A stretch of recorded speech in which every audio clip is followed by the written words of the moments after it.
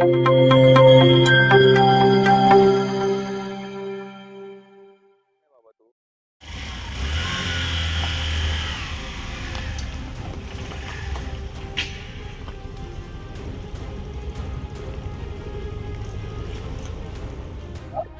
रस्ता हा tender pass झालेला आहे, पण त्याला कधी मुहूर्त लागतो समजत नाही.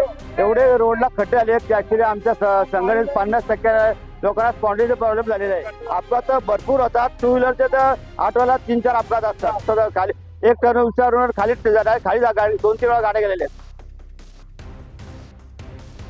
नेरळ माथेरान हा घाट रस्ता सह्याद्रीच्या डोंगर रांगेतील किचकट घाट समजला जातो.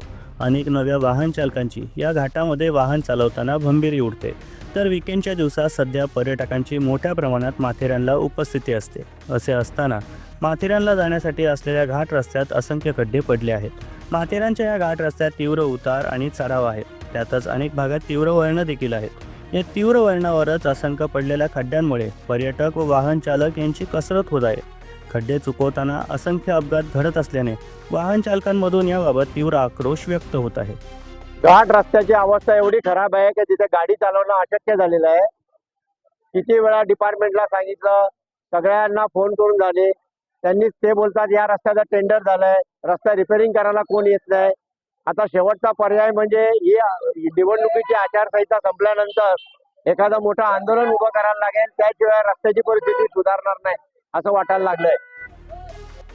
नेरळ माथेरान हा मार्ग कळंबपर्यंत आहे, तेव्हा हा रस्ता सार्वजनिक बांधकाम विभागाकडून काढून तो हम म्हणजेच हायब्रिड ॲन्युटी मॉडेल यांच्याकडे वर्ग केला आहे. या रस्त्याचं काम करण्यासाठी 130 कोटी रुपये एवढा निधी मंजूर झाला आहे. मात्र काम सुरू झालं ते नेरळ कळंब या मार्गावरती.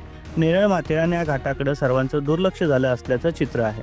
सध्या निवडणुकीचं वातावरण सुरू आहे, त्यामुळे माथेरानमध्ये कॅबिनेट मंत्र्यांपासून खासदार आमदार सर्वांचे दौरे या रस्त्यावरूनच झाले. मात्र कुणी या रस्त्याचा साधा उल्लेख देखील केला नाही, ही खरी शोकांतिका आहे. त्यामुळे माथेरानचा एकमेव रस्ता खड्ड्यात गेल्याने विकास देखील खड्ड्यातूनच होणार का, हा प्रश्न आता उपस्थित झालाय.